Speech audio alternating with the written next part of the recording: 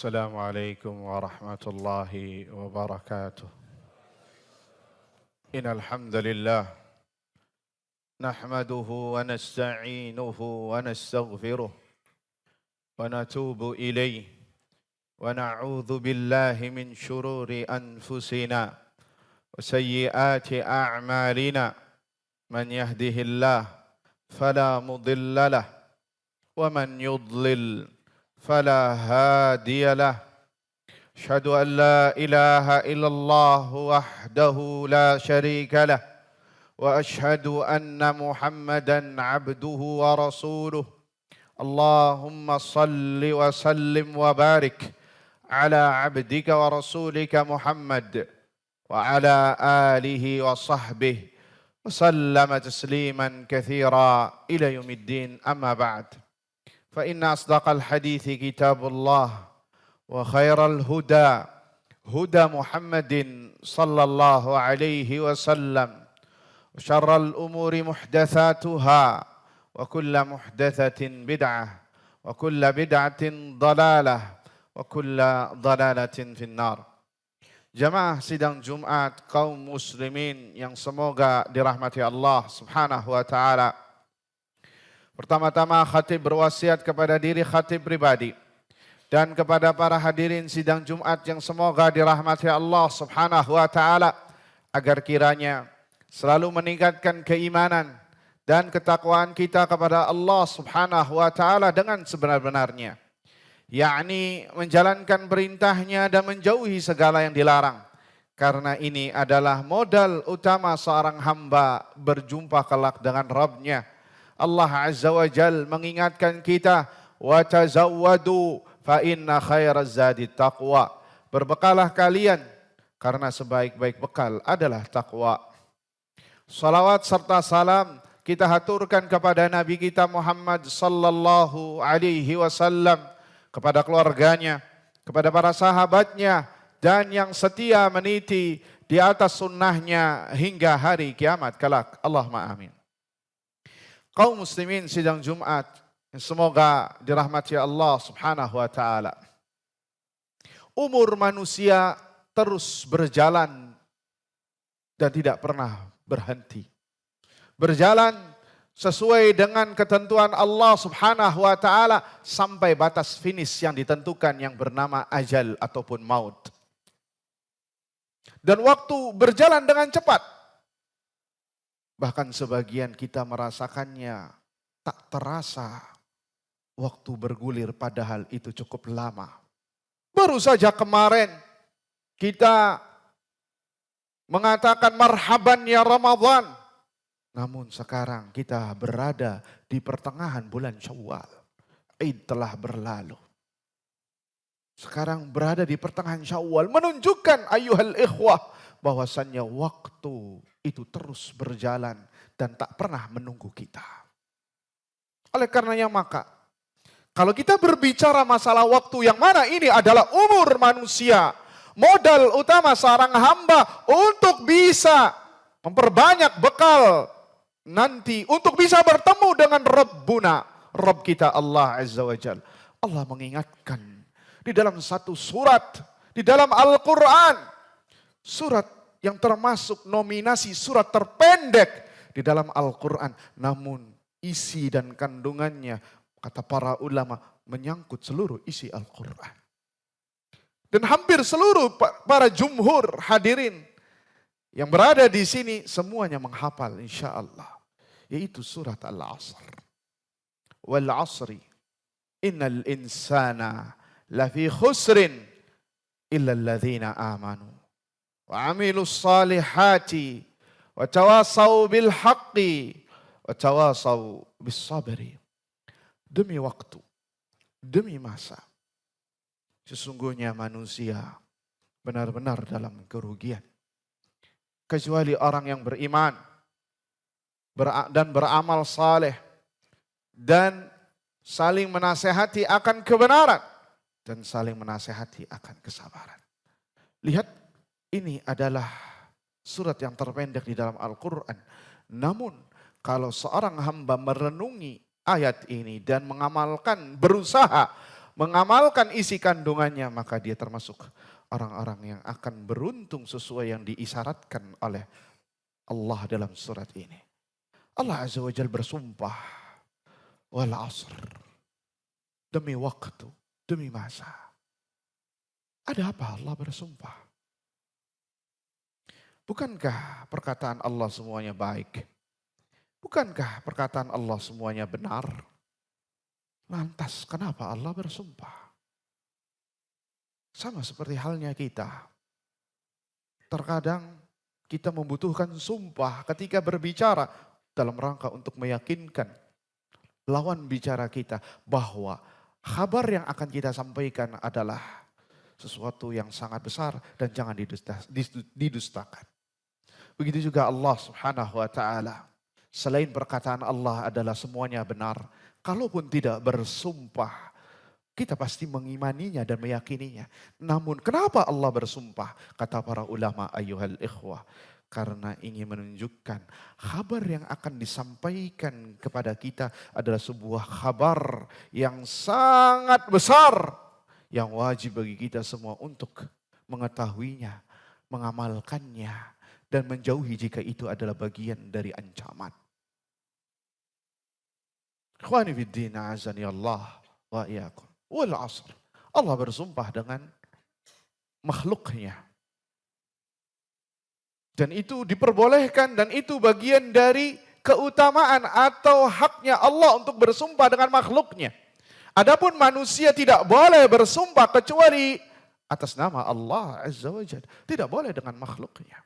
Siapa yang melarang? Nabi kita Muhammad sallallahu alaihi wasallam, panutan kita, suri tauladan kita. Man kana halifan falyahlif billah aw liyasmut. Barang siapa yang hendak bersumpah, maka hendaknya dia bersumpah atas nama Allah, atau jika tidak maka diam. Man halafa bi ghairillah faqad kafara aw asyrak. Barang siapa yang bersumpah atas nama selain Allah, maka dia terjatuh dalam lembah kesyirikan atau kekufuran. Sehingga ayyuhal ikhwah, Allah bersumpah atas nama makhluknya dalam rangka menunjukkan kepada kita semua makhluk tersebut sangat istimewa. Oleh karenanya maka Allah bersumpah banyak dengan waktu. Wal asr, demi waktu. Wad duha, demi waktu duha. Wal fajr, demi waktu subuh. Seakan-akan ingin menggambarkan kepada kita semua waktu ini sangat berharga. Umur manusia. Kalau waktu ini hilang, maka tidak akan kembali. Ramadan 1447 Hijriah tadi sudah hilang, sudah pergi dan tidak akan kembali lagi. Yang tersisa adalah amal saleh. Yang abadi adalah amal saleh yang kita lakukan di bulan tersebut di sisi Allah Subhanahu wa taala. Kaum muslimin sidang Jumat yang semoga dirahmati Allah Subhanahu wa taala. Apa isi sumpah Allah Azza wa Jalla dalam surat ini? Itu sebuah kabar yang besar yang wajib bagi kita untuk meletakkan pendengaran kita, hati kita. Innal insana lafi khusrin. Sesungguhnya manusia benar-benar dalam kerugian. Sungguhnya manusia benar-benar dalam kerugian. Lihat, kita kalau memahami ayat ini dan yang pernah belajar konsep bahasa Arab, maka ayat ini termasuk ayat yang nominasi terseram di dalam Al-Quran, yang membuat merinding orang beriman. Kenapa? Allah memberikan banyak penekanan di dalam ayat ini, bahwasannya manusia dalam kerugian. Inna, pertama qasam tadi, sumpah, adalah penekanan. Kemudian inna, bagian dari penekanan. Kemudian alif lam dalam kalimat al-insan, al-istighraq, yang menunjukkan seluruh manusia. Lafi, lam, at-taukid, benar-benar. Penekanan yang keempat, fi khusrin. Jar wa majrur fi siyaqin naqira tufidul umum. Yang mana menunjukkan keumuman. Sehingga kalau kita artikan letter luck-nya, sesungguhnya manusia benar-benar dalam kehancuran, kebinasaan. Lafi khusrin. Apa makna khusrin kata para ulama? Dia terkena azab. dia terkena kebangkrutan, kerugian, terkena musibah. Kalau mati masuk neraka jahanam. Ini hukum asal manusia. Makanya Allah sampai bersumpah, wal asri, demi waktu. Innal insana lafi khusrin. Sesungguhnya manusia itu benar-benar dalam kerugian. Ada korelasinya ayyuhal ikhwah. Hadirin sidang Jumat yang semoga dirahmati Allah Azza wa Jalla. Apa korelasinya Allah bersumpah dengan waktu dan isi sumpahnya bahwasannya manusia benar-benar dalam kerugian. Korelasinya adalah waktu yang mana umur manusia yang sangat berharga. Yang kebanyakan manusia melalaikan waktunya dengan melakukan hal-hal yang tidak disyariatkan. Bahkan hal-hal yang mengandung konten dosa. Tidak mengisi dengan kebaikan. Maka ujung-ujungnya dia dalam kebinasaan. Dan ini yang harus menjadi pecutan bagi kita. Muda, kemudian tua, kemudian setelah itu mati. Dan dipertanggungjawabkan di sisi Allah subhanahu wa ta'ala. Innal insana lafi khusrin. Ini hukum asal manusia. Hukum asal manusia berada terkena azab, terkena musibah, terkena bencana, terkena sesuatu yang tidak diinginkan oleh manusia itu sendiri. Karena hukum asalnya lafi khusrin.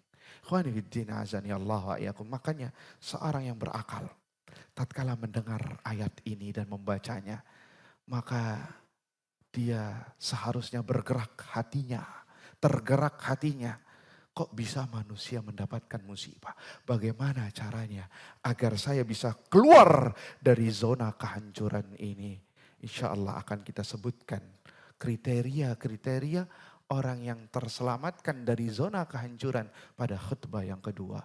Aqulu qawli hadza wa astaghfirullah li wa lakum wa lisairil muslimina والمسلمات من كل ذنب وخطيئة فاستغفروه إنه هو الغفور الرحيم.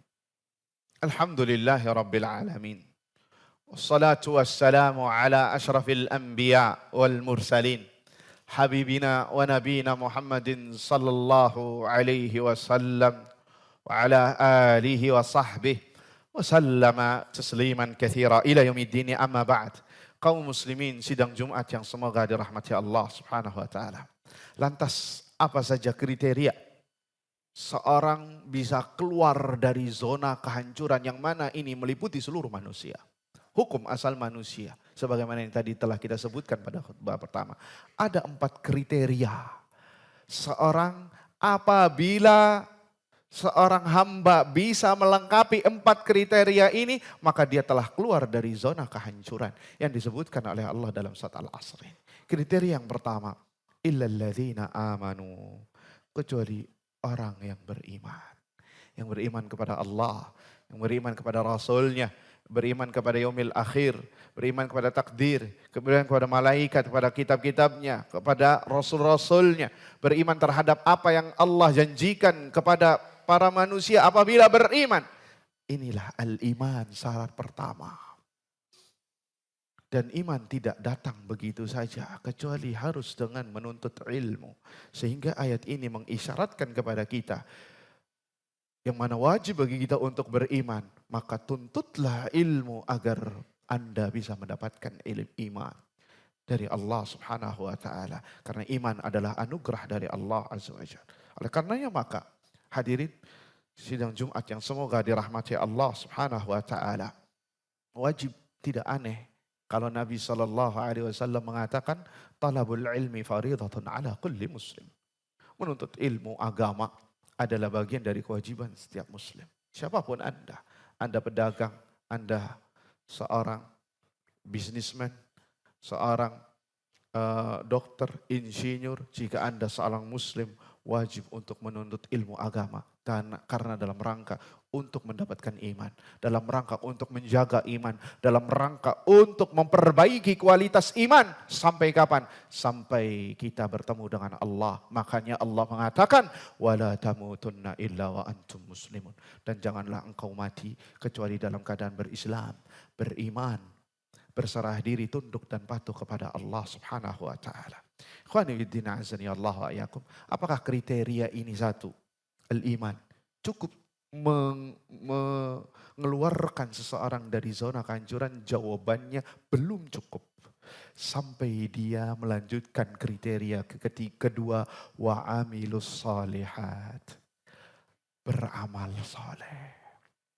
Karena iman yang benar, iman yang sahih adalah yang melahirkan amal saleh. Yang menuntun dia untuk melakukan ketaatan kepada Allah Azza wa Jalla. Ini adalah iman yang benar. Sehingga sangat salah, sangat tidak benar, bahkan mungkin imannya dipertanggungjawabkan, dipertanyakan apabila ada seorang yang mengaku muslim, yang mengaku beriman, tapi tidak pernah menginjakkan kakinya ke masjid. Tidak pernah melakukan ketaatan kepada Allah Azza wa Jalla. Tidak pernah sujud kepada Allah Azza wa Jalla, kecuali sepekan sekali. Itu pun datangnya terlambat. Bahkan sebagian lagi setahun 2 kali, itu pun bukan di masjid dan juga datangnya terlambat. Apakah ini yang dikatakan orang yang beriman, yang berislam pada Allah Azza wa Jalla? Sehingga sangat batil lah kalau ada istilah Islam KTP. Karena seorang muslim, seorang mukmin itu mewariskan amal saleh. Dan dari sini kita bisa tahu bagian dari iman adalah amal saleh. Tidak hanya manis di ucapan saja. Tidak hanya keyakinan di hati saja. Butuh yang namanya kejujuran, praktek anggota badan. Ikhwani fiddin azani Allah wa iyyakum. Kemudian ayyuhal ikhwah, apakah dengan amal saleh kriteria yang kedua ini cukup mengeluarkan seorang dari zona kehancuran pada surat Al-Asr ini? Jawabannya belum cukup sampai dia melengkapi, menghiasi dengan kriteria ketiga dan keempat. Watawasau bil haqqi, watawasau bis sabri.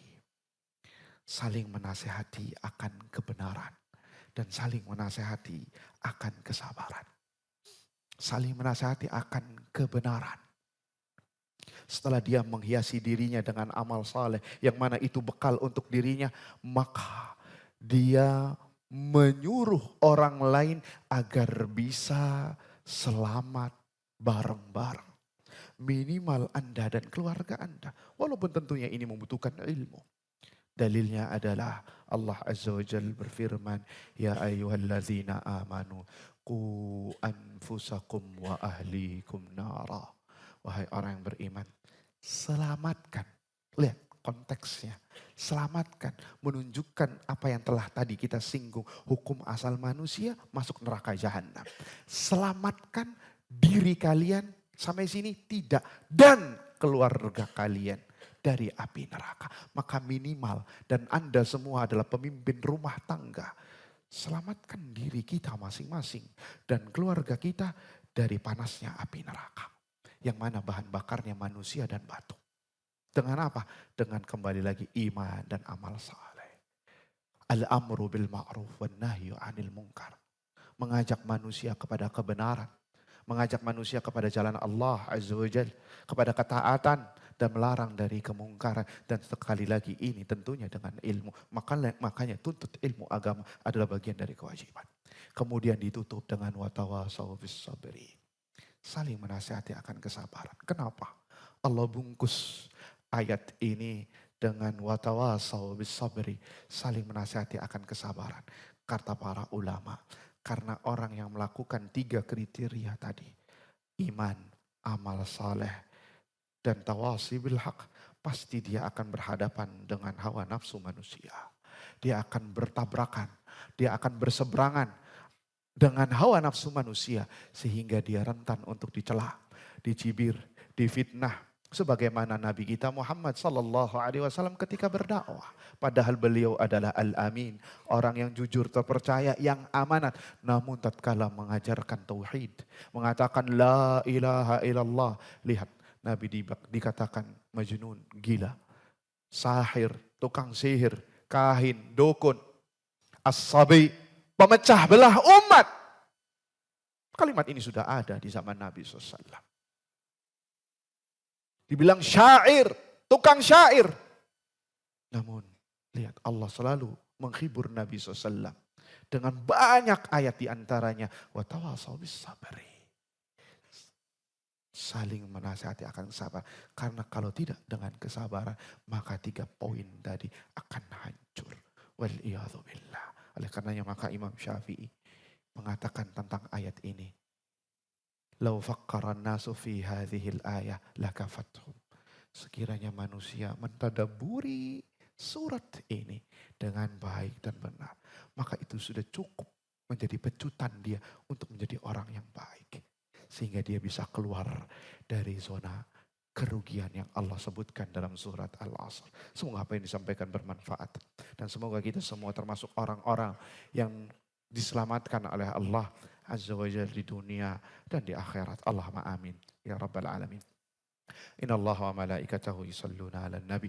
Ya ayyuhalladzina amanu sallu alaihi wa sallimu taslima. Allahumma salli ala Muhammad wa ala ali Muhammad. Kama sallaita ala Ibrahim wa ala ali Ibrahim. Innaka hamidun majid. Warda Allahumma anil hunafa'il khulafa. Abi Bakr wa Umar wa Uthman wa Ali. Wa an sairi sahabati wa tabi'ina wa anna ma'ahum bimannika wa karamika wa judik. Ya akramal akramin. Allahumma gfir lil muslimina wal muslimat. المؤمنين والمؤمنات الأحياء منهم والأموات يا قاضي الحاجات ربنا ظلمنا أنفسنا وإن لم تغفر لنا وترحمنا لنكونن من الخاسرين ربنا هب لنا من أزواجنا وذرياتنا قرة أعين واجعلنا للمتقين إماما ربنا آتنا في الدنيا حسنة وفي الآخرة حسنة وقنا عذاب النار وصلى الله على نبينا محمد والحمد لله رب العالمين أقيموا الصلاة